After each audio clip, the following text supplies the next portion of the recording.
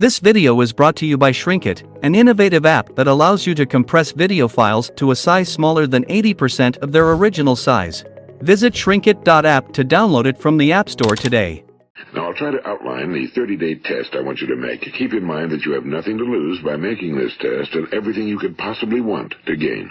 There are two things that may be said of everyone. Each of us wants something, and each of us is afraid of something. I want you to write on a card what it is you want more than anything else.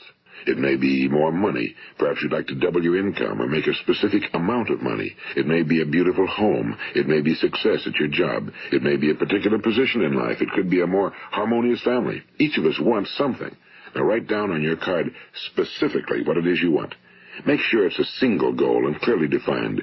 You needn't show it to anyone, but carry it with you so that you can look at it several times a day. Think about it in a cheerful, relaxed, positive way each morning when you get up, and immediately you have something to work for, something to get out of bed for, something to live for. Look at it every chance you get during the day and just before going to bed at night.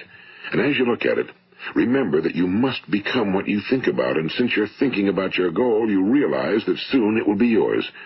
In fact, it's yours really the moment you write it down and begin to think about it. Look at the abundance all around you as you go about your daily business.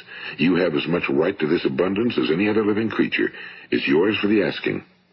Now we come to the difficult part. Difficult because it means the formation of what is probably a brand new habit, and new habits are not easily formed. Once formed, however, it will follow you for the rest of your life. Stop thinking about what it is you fear. Each time a fearful or negative thought comes into your consciousness, replace it with a mental picture of your positive and worthwhile goal. And there'll come times when you'll feel like giving up. It's easier for a human being to think negatively than positively. That's why only 5% are successful. You must begin now to place yourself in that group. For 30 days, you must take control of your mind. It will think about only what you permit it to think about. Each day for this 30-day test, do more than you have to do. In addition to maintaining a cheerful, positive outlook, give of yourself more than you've ever done before. Do this knowing that your returns in life must be in direct proportion to what you give. The moment you decide on a goal to work toward, you're immediately a successful person. You are then in that rare and successful category of people who know where they're going. Out of every 100 people, you belong to the top 5. Don't concern yourself too much with how you're going to achieve your goal. Leave that completely to a power greater than yourself. All you have to do is know where you're going. The answers will come to you of their own accord and at the right time. Remember these words from the Sermon on the Mount, and remember them well. Keep them constantly before you this month of your test. Ask, and it shall be given you. Seek, and ye shall find. Knock, and it shall be opened unto you. For every one that asketh receiveth, and he that seeketh findeth, and to him that knocketh it shall be opened. It's as marvelous and as simple as that. In fact, it's so simple that in our seemingly complicated world, it's difficult for an adult to understand that all he needs is a purpose and faith. For 30 days, do your very best. If you're a salesman, go at it as you've never done before, not in a hectic fashion, but with the calm, cheerful assurance that time well spent will give you the abundance in return you deserve and want.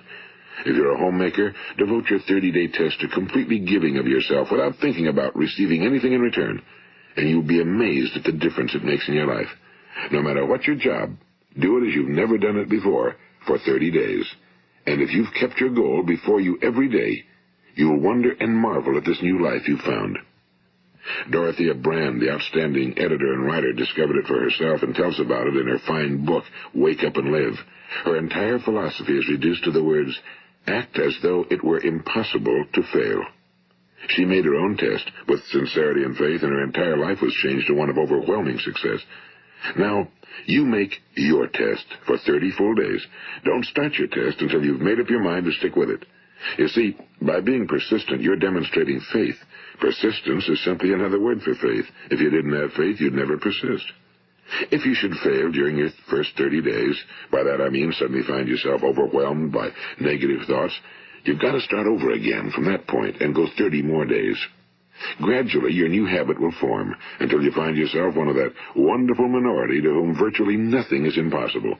And don't forget the card. It's vitally important as you begin this new way of living. On one side of the card, write your goal, whatever it may be. On the other side, write the words we've quoted from the Sermon on the Mount. Ask, and it shall be given you. Seek, and ye shall find. Knock, and it shall be opened unto you.